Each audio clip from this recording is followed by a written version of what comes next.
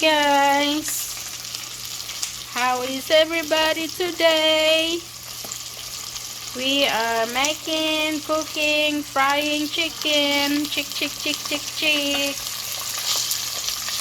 Chicken for supper.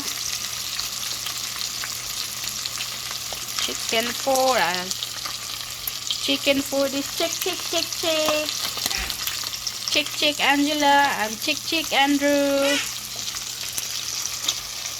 Ayan guys, mga unta og chicken. Tired from work, but I have my chicken marinated last night, so it should be tasty, ready to eat. Nga unta guys.